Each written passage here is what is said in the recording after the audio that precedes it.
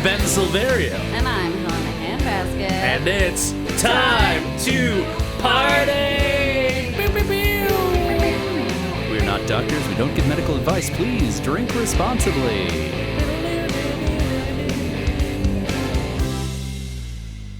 The way we do things here at Time to Party is we break things down into 3 parts. Normally, we put them out over the course of a month, but since we don't have that kind of time, right here at Windycon, we're going to condense a little bit.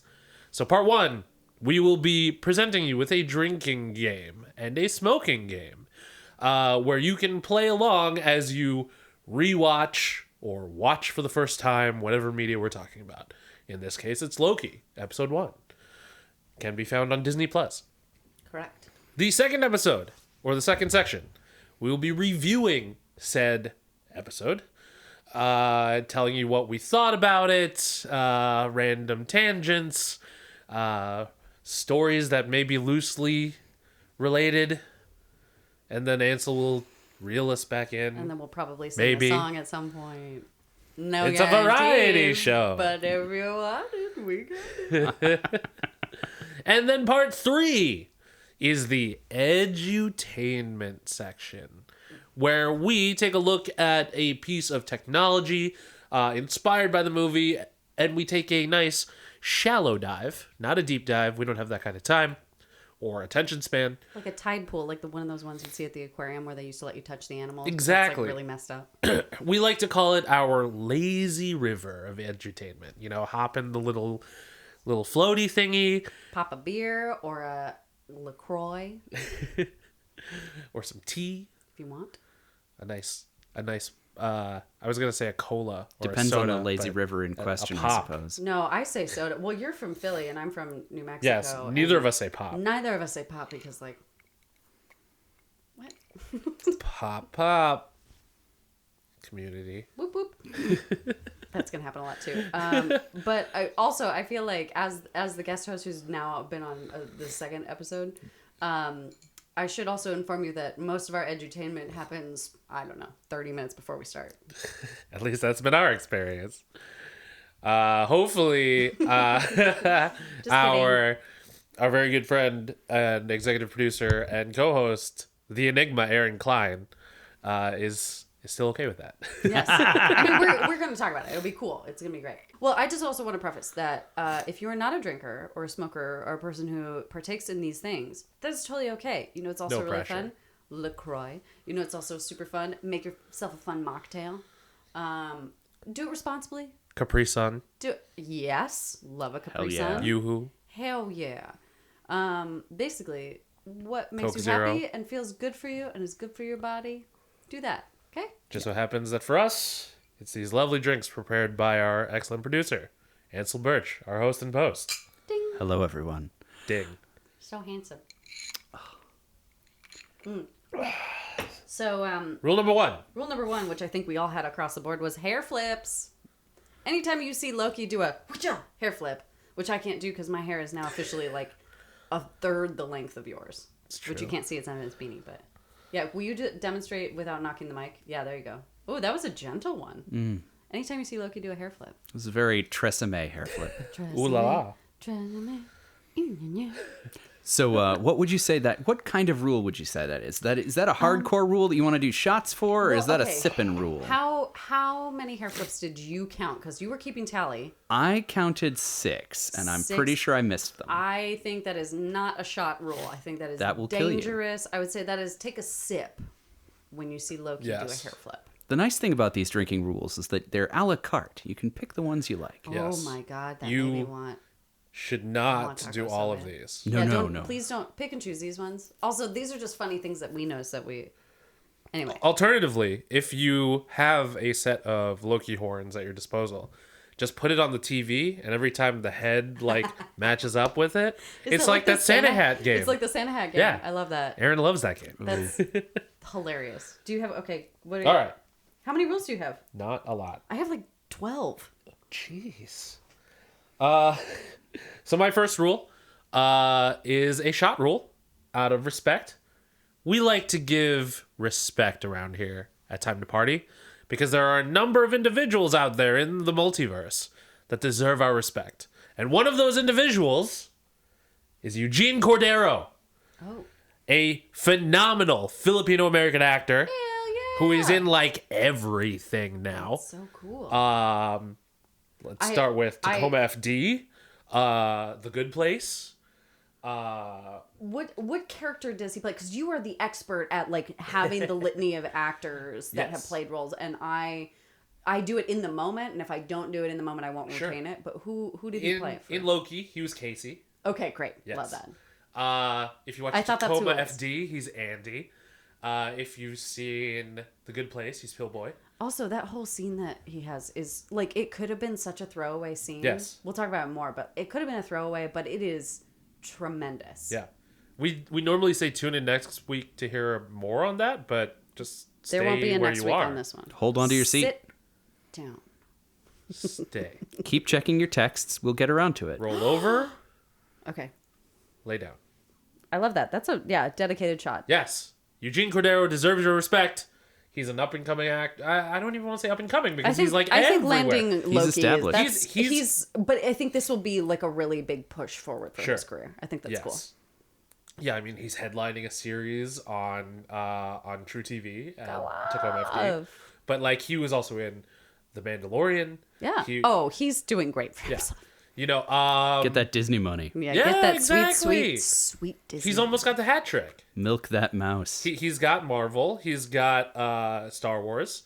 So now he just needs an animated Disney feature. Oh. Which I'm sure is coming. I'm sure at he'll some be point. an animal voice Probably. soon. I almost want to say he's If in... Alan Tudyk can do it, he can do it. It's true.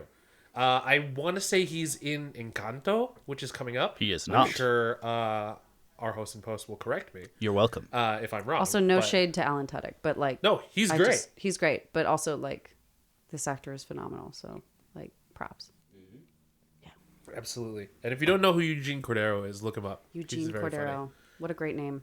Filipinos. Whoop, whoop. Woo. That's the 4th time I've done that. Take a shot every time I do. No, don't do that. Don't do that. You'll die. Don't do that. I cannot medically advise you to do that. Don't do that. Go drink some water. Have a sip Every of time, water. God 'cause damn it. Have you had a hydrate. glass Hydrate. of water today? Shit. Okay. Important. It's a con. There's never enough water. No. Correct. My next, it has to be a sipping rule. Would be anytime that Tom Hiddleston / Loki has a super British response to something. My most favorite moment, like it started with the line of "absolutely not," and like what makes you, all of those moments of like the audacity, which actually kind of ties into the second one I had, or the third one I had on here, which was outrage. The very like, how dare you? Do you know who my father is? Like kind of those moments. Anytime you see Draco him, Malfoy moment. yes, well, yes. Anytime you see something overtly Britishism, particularly pertaining to the audacity of this bitch, that was one. Like that's a sipping rule because there's a lot of them. It's basically the whole first half of the show. Correct. Speaking of basically the whole first half of the show, take a drink every time someone says timekeeper. Ooh, good one. Ooh. It happens a lot. Sip, sip, sip, sip. Sips, sip, sip, sip, sip. Go easy on yourselves. What the fuck? I'm looking down at my own notes and going, excuse me. I like that I wrote Nexus event, which I also tied into, something along the lines of time, like a place or a location change, which happens a couple times. That's also a sipping one. So like every time there's a location on the screen. Not necessarily one where they see like a visual like blip on the screen, but where you go from like being in the TVA to being in a different location, different time setting. France. Right. So when they went to France. when they put the scroll Yes. at the bottom that says Correct. like, no, we're in whatever France. And- Correct. Yes. Aix-en-Provence. Is that where it was? Aix-en-Provence. Oh, nice. Yes. Just so you know the pronunciation. Say Do you it want to know again, the say French it word for again. bat? Bat? Chauve-souris. Anyway, that was a funny reference from my last episode. Anyway, but I also wrote down after that time.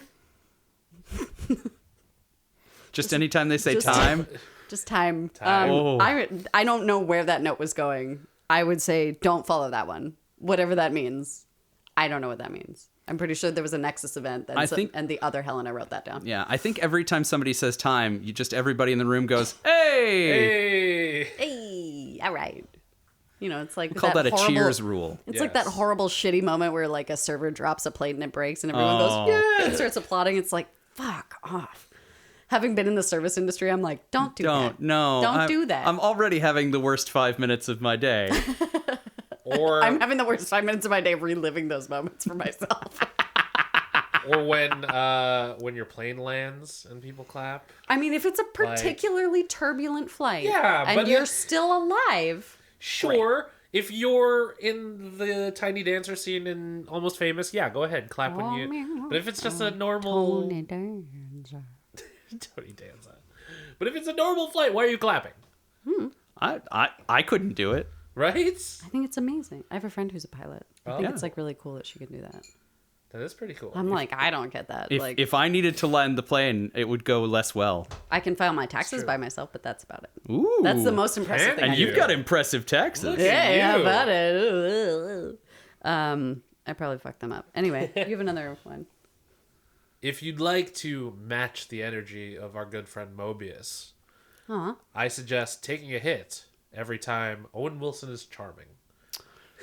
So just whenever he's on screen. Sure. Just a whole bomb. Whenever you want. Just like, wow. I don't smoke. That's not. That was that's good. not I thought very you did a good impression of someone who does. I don't either, so it's okay. Pulling back the curtain. I don't really smoke, so. Pay no attention to the man who doesn't smoke.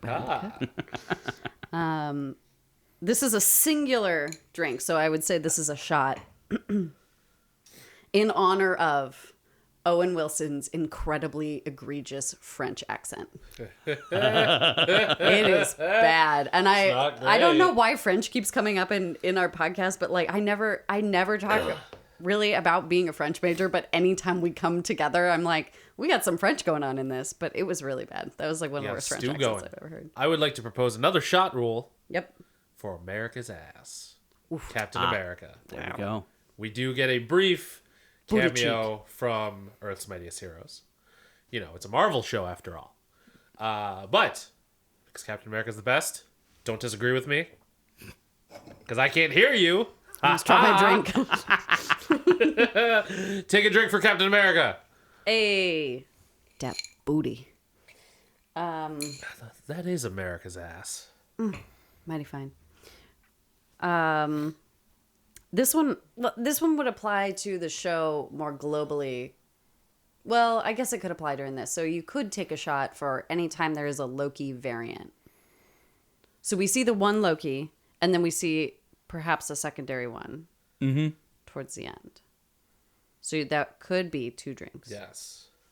But it will be more applicable as it goes. Yeah. Yes, correct.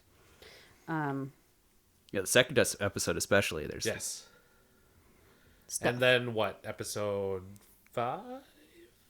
Something like that. Yeah, don't do shots for Loki on everyone, but on this one. This episode, you get one. Everybody gets one. Well, do we get one for the Loki in the TVA, one for Loki in the main timeline that we're seeing in the footage? No. Oh, no. Oh, no. No.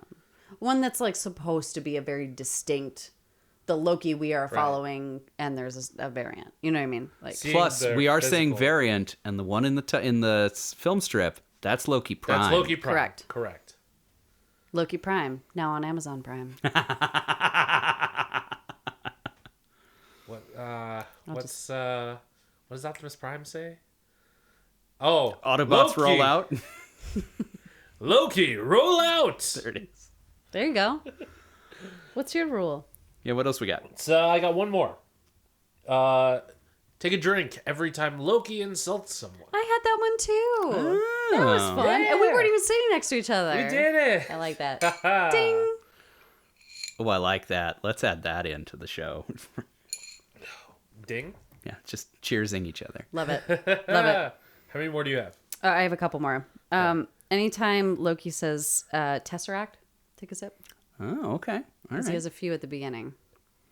Insult someone. Also, for those of you kinky weirdos out there. Anytime that Mobius and Loki flirt, ooh, I ship that. That's Shipping cute. moments. Shipping moments. Shippable moments is a sip. It's a sip. It's a marathon, not a sprint. There's a lot. Yep. And additionally, following that up is anytime there's a marital spat. Between So again, we can make that an all-encompassing rule of shippable moments. between Loki and Mobius, between Mobius and Judge Renslayer, between Miss Minutes. What? I don't know. Maybe she watches. Don't be weird. So those are my rules. I guess my last one, I'm giving a lot of respect, a lot of props, in this episode, I guess. Because Tara Strong also deserves your respect. Tara Strong is the voice of Miss Minutes. You may know her from other excellent voice work as... everyone yell out your favorite Tara Strong show. Yeah, everybody 1, in the 2, audience. 3. Audience participation! There's so many. I mean, if I start naming them off, I'm going to miss some. Correct. Because she's in Teen Titans. She's in... She has made her career doing voiceover. Yes, she's very good. God, the dream. What a talent. Love it. She never has to wear pants unless she wants to. Listen. And when she does, she looks smoking. Bangarang review. Good to know. Tara Strong is very attractive. Shout out Tara Strong. Hi. Oh my. Shall we? Do you have any more? That's it. That's it. Spoiler alert. But also, if you came to see this, you probably have seen it. You're just watching two dummies analyze the episode. And by dummies, I mean wonderful people. I'm a dummy. I'm filling time. Big dummy. This is probably going to get cut out. But I am chancing it. All right. Never- Normally, Maybe it'll go to the blooper rail. maybe. Normally, I would go to our good friends at IMDb for this, but Disney Plus did the work for us already. For once. For once. Oh my god, I'm so sorry. Is Mr. Disney going to come after me? Don't come get us, Mouse. It's okay. I like for my one, kneecaps. I for one welcome our mousy overlords. No. So according to Disney Plus, the mercurial villain Loki, played by Tom Hiddleston, resumes his role as the God of Mischief for episode 1, titled Glorious Purpose. After stealing the Tesseract in Avengers Endgame, Loki lands before the Time Variance Authority. It's very descriptive. Mm-hmm. That was the whole thing? That was the whole thing. Oh, wow. 2 sentences. Nicely done. But very well written. Brevity, the soul of wit. Absolutely. When it dropped, I remember being very excited to see Tom Hiddleston reprise his role as the God of Mischief, because is there a more iconic villain in the MCU? Ooh, that is a really great question. Certainly not one that has the fans enamoring for more. Yeah, I mean, that's the thing. Clamoring for more? Clamoring. And Why it did- has the fans enamored and clamoring for more. I get paid to be a writer with words and stuff. Isn't that weird? I get paid to talk those words like an actor. I think you just invented a word. You Shakespeare'd. Shakespeare. Enamoring. Shakespeare. Sharkspeared, yes. I think that he's a great anti-hero. Yes. Not the beer from Chicago, but I think that he's a great anti-hero, and I mean, aside from the fact that he's fucking hot, right? Like, he's hot, we can't deny that, but both Tom Hiddleston and the character itself, like, there is this, like, that whole gender fluid thing, like, Yes. there's appealing to mass markets here, but I think that, most of the time we see villains in comic books, we're like, oh, that fucking guy, but anytime Loki pops up, I'm like, ooh. Yeah, the best villains don't think that they're wrong. They think what they're doing is right. Correct. Right? And Loki, of course, thinks everything that he does is the right thing to do. Right, and his whole thing is he's a god of mischief, so he's like, I just did it because I fucking could. Yeah. Which Chaos! He is a chaotic neutral, I would argue he's a chaotic neutral. Okay. I don't think he's a chaotic evil. Okay. Because of those, and we'll get further into it, those incredibly vulnerable moments that we see in this episode. Yes. I think he's a chaotic neutral. I also have a note here that he gets punched out a lot and definitely deserves it. Definitely deserves it. Yeah. It's kind of cute, But though. he knows it. Yeah, he knows it. He knows it's coming. But he's also, he doesn't have that, like, smarmy motherfucker attitude of, like, when you just want to fucking, and you see it in a movie or a TV show where the bad guy gets hit and then he's just laughing and you're like, you fucking asshole. Like, you just Jared want to Leto. see him get his. Yes. When you want to see him get his. But, like, when Tom Hiddleston gets hit, he's like, yeah, nope, that's right. Had that coming. Yep. And then, it's like, I love his performance. It's so nuanced. Phenomenal. He does a lot of acting up here. Like around the eyes. I mean, I think that's a lot of his theatrical training too. Sure. I think he's the perfect Loki, and I didn't think it when I originally saw him in the casting. Really? Maybe all it's the way just, back in whatever Whatever year here. what is time to party? Bingo, bango. No, I Fun fact: he originally auditioned to play Thor. And if you thought he was Thor, you should see the other guy. Wow. Wowie, wow, wow. We're not gonna. Or get as Owen us Wilson back. would say, not in this show. Wow. At least we're popping Ansel. This is great. I know, it's my most favorite thing. When we break Ansel, it's my most Someone's favorite thing. amused, at least. But yeah, I think there's... I'm your audience proxy. Thank you so much. I do think that there is a beautiful... I think it just lends itself to his training and his background and who he is as a person. I think that he brings... And this is a later note, and I'm kind of getting a little bit more serious about the character, but I think that he brings this really beautiful vulnerability to the character, and it's kind of gut-wrenching to watch, especially like that. We were talking about it, Ansel brought it up, that he had mentioned that he wanted the whole scene of Loki just walking up to the screen of rewatching those moments, and I was like, yeah, because that is captivating. Right. Because what the show does is it takes Loki as you think you know him, right, and deconstructs him into this, and then puts him back together in this new world of the TV show. right. Because he's not just a fuck around guy. Exactly. He's not just there to fuck shit up. He's there, and he has a purpose. He has a purpose. He has a glorious purpose. Full circle. Porpoise. Time to party. How much would it cost to make Time to Party stuffed porpoises?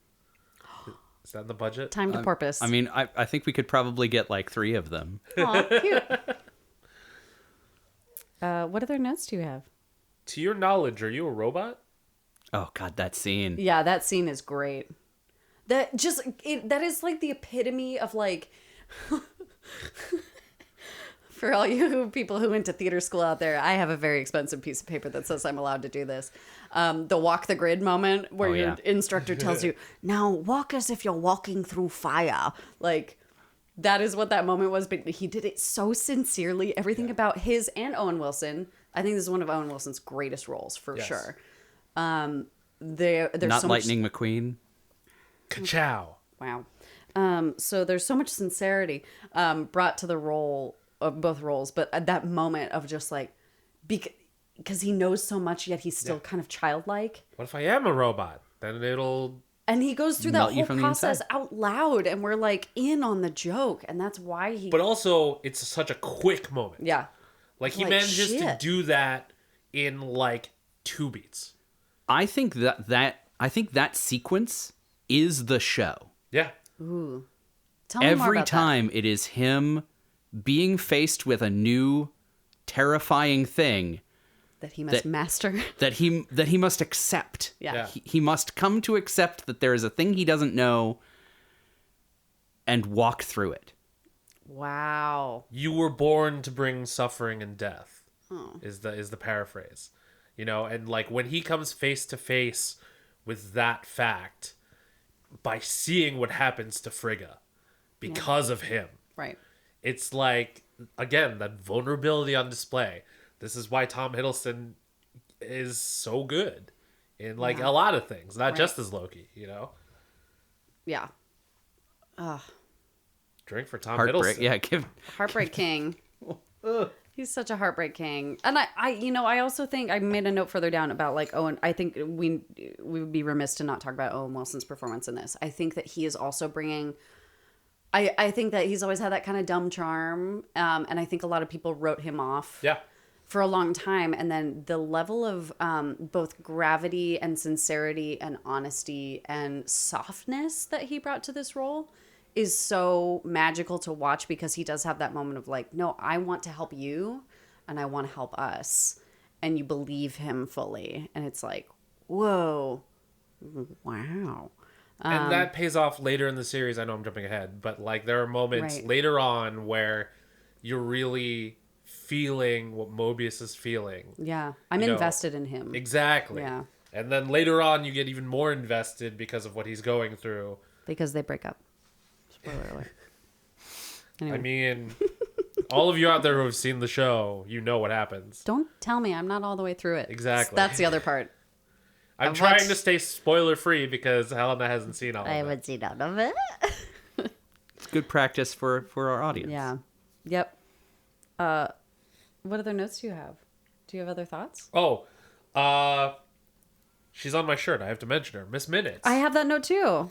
I love the Hanna-Barbera-esque Saturday morning cartoon informational video. I love that we literally sat on opposite sides of the room and wrote down the same notes about it. Yeah, that animation was crazy. Yeah. Because the whole aesthetic really fun. Of Loki, this 70s throwback office, you know? Yeah. We're at a con right now, and they were at a con in Atlanta shooting this. I mean, not at a con. They were at the Dragon Con Hotel. Yeah. Which you'll get better looks at in the show later. Mm-hmm. But, you know, it's the aesthetic that the set designers and all of those people put into the look and feel of Loki. The art design. Drink for the art department. Oh, my gosh. Phenomenal job. Phenomenal so job. Good. Yeah, the lighting in the, I guess the farm scene. They're in Oklahoma. Thank you. When they're in Oklahoma and we see the Minutemen, which I love that they're called that. I think that's really cool. We see the Minutemen arrive, and we get the blue lighting up top, and it's glancing off of the matte black helmets, and then we see the red in the background. Just that, and everything else is black. The lighting department, the art department, they have the storyboarding, everything that they have thought out. They have thought this out shot by shot by shot, and they wanted to make it look like a comic book. And obviously, these people are like, this is Marvel. Of course, that's like their bread and butter. Of course, it's going to look like a comic book. I know it's obvious, but I think that there is a tremendous amount of effort that specifically went into each individual scene. Yes. And some people try to do that and fail miserably, Zack Snyder. So yeah, and I think that's the thing to point out, is that it's not just that they did it; it's that they fucking did it. They they pulled it off. Right. They did what we were hoping they would do, and enough that we can look at it and go, "Holy shit! Wow, wow, wow, wow!" Like, wow, wow, Wow. wow, Wow. wow, Wow. But yeah, pull a still from this show and enjoy the colors. Just gorgeous colors, especially that orangey, that 70s orangey brown is very much a prominent color in this. Oh yes, such a cool aesthetic. Yeah. Did episode 1 work well as a pilot? I think so. Yeah, I do think so. It gives you all the information you need and up front. And it can stand the alone. World. If it needed to, it could stand alone, which is like the whole purpose of a pilot. Like if it doesn't get picked up, then that's it, you know? But like there'd be a cliffhanger. Right, and we'd all be furious. One thing we like to ask here on Time to Party, Loki, episode 1, was it worth your time? Yes. Yes. Emphatically, yes. Yes. No question. I could have interrupted your sentence, but I wasn't entirely sure what you were asking me. Yes, it's worth your time. Yeah. And believe me, I just watched the fucking Butterfly Effect. This is worth your time. This one is worth your time. Loki on Disney Plus, worth your time, says we. Says Judge Judy. And now, for our third segment, which is known as the edutainment section, where we kind of do research and look into some kind of technology. That we did in the last 5 minutes. It's an amuse-bouche of information. A mighty bouche. Amuse-bouche. We just want to get you interested in the thing. We're not here to explain. We're not going to do your homework for you. We want to whet your appetite, not feed you a full meal. I'm going to go first. And I think that it would be fun to talk a little bit about colors. Oh! Yeah. I thought about doing this one, actually. Because there's that whole moment where Tom Hiddleston, bless you, call me, looks like he's wearing a ball gag. And then later on, as a means of restricting him in the TVA, he's wearing a collar that will VoIP him back to the time before. VoIP? VoIP, it's a technical term? Yep. Much like Thwarp. Yeah, exactly. Like, exactly. Thwarp and VoIP. So it'll VoIP him back. Bamf. And Bamf. Yes, correct. Snick. It can't be Bamf because they don't own those yet. Yeah, Bamf is forward. Or no, they now own them, but they're not in the universe yet. Yeah, Bamf is forward. VoIP is back. VoIP is backward. VoIP is back or disintegrating. VoIP. Ah, there we go. So I just thought it would be really interesting to talk a little bit about the nature of color in BDSM, because I think it's kind of interesting to know. So in the incredibly well-researched 5 minutes of looking at Wikipedia, Our crack team of researchers. that's me, Crockpot team of research. Anyway, in the BDSM context, a collar is a device of any material that is worn by a person around the neck to indicate their submissive status in a BDSM relationship. So a person will wear this collar to symbolize their relationship and with another, and this person is said to be collared. They're collared. And apparently there are things that are formal collaring ceremonies that are similar to marriage ceremonies, which I didn't know, which I thought was kind of fascinating. But especially Tom Hiddleston looks great in a collar, and he also knows how to wear it. Boy is a switch. But I just thought it was really interesting that, oftentimes these are, when you see them, they're typically black leather bands, and they've got D-rings or O-rings on them, and you can clip them to leashes, and people could be restrained, and people can have harnesses on. But I thought, come on, we're shipping this, right? Like, we're totally shipping this. Like, Loki's a switch, but more of a sub, and Mobius is like daddy, sweetheart, angel baby, right? Judge Renslayer's daddy. Yeah, correct. Yeah, she could do whatever she wants. That's fine. That's totally fine. But I just thought it was really interesting that there's various degrees of significance that these collars hold. I am reading from the Wikipedia article.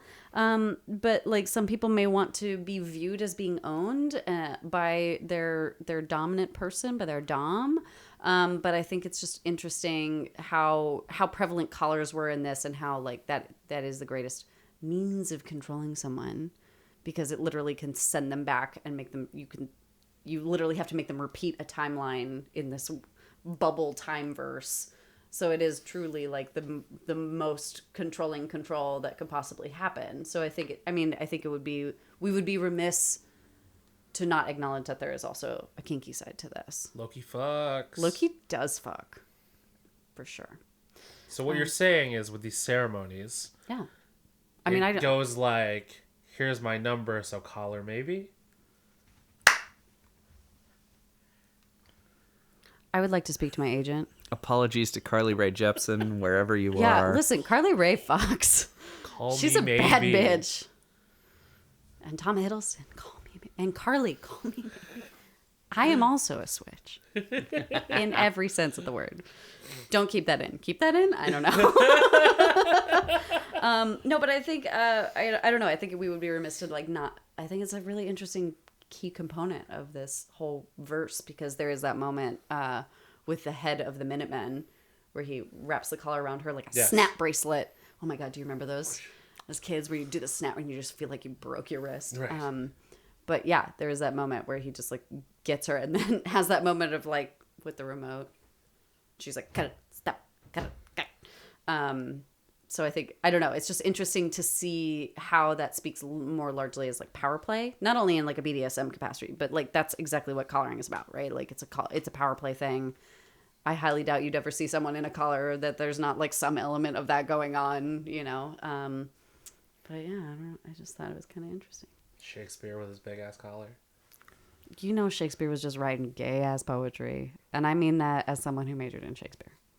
Gay ass poetry. Yeah. No, for real. About the booty. But there's a lot of stuff about the booty. One of the highlights of Loki as a series for me is the music. Mm-hmm. The score is phenomenal. Correct. Phenomenal. True.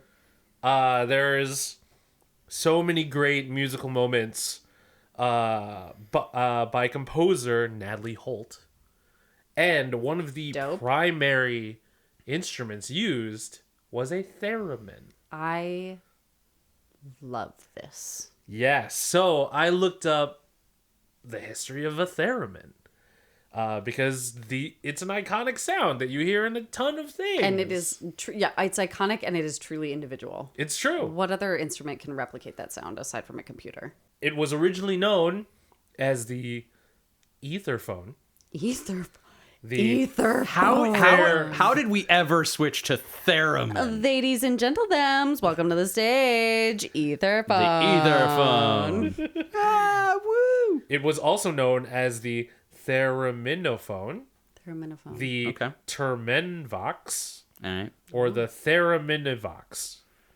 Wow. All right. Wow.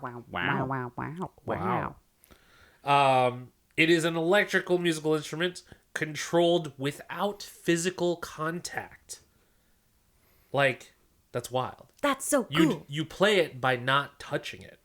But it still requires both hands. It does. Just like Ani DeFranco. You play Ani DeFranco with no hands, but hands. both of them. Oh, God damn it! Your eyes. I'm writing with a theremin. I told you we'd sing. The theremin is named after the inventor of the theremin, Leo Theremin. Oh. Leon Theremin. Leon Theremin. Who patented the device in 1928. So we've been rocking that theremin for decades. That's really cool. I would have expected, like, in my brain, I think theremin, I think thera, like temperature, like it's heat related. So that's fascinating to know that. Yes, it was actually. God, no. I'm just kidding. The theremin was actually a product of the Soviet government. Whoa. When they were doing research into proximity sensors. Holy shit. Like sonar? That's the type of stuff. Like bat stuff? Bat? But So when Leon Theremin, whose name was originally... Is he French? was he He's actually Russian. Leon Etherphone originally? Lev Sergeyevich Termin. Wow. Lev Sergeyevich. What? Oh, Sergeyevich. Duh. I mean, you told us he was Russian, so. Yes. He kind of stumbled upon this invention during the Russian Civil War in 1920. Wow. And from 1920 to 1928, he would tour his invention around, being like, hey, look at this cool thing I made. And Russians were like, what? So then he moved to America in 1928. Theremins are cool. Yeah, they're really There it cool. is. Theremins are very cool. I wish I could play a theremin. I would like to, try it out. That would at be some cool, point. So if right? you know I anybody mean- who has a theremin, let us try it out. Windycon, we have been time to party. Thank you for joining us. If you liked what you heard, if you didn't, if you're a man about it. If you're on a theremin level. If you're on a theremin level about it. Jimmy Fallon's impression of Adam Sandler. Oh.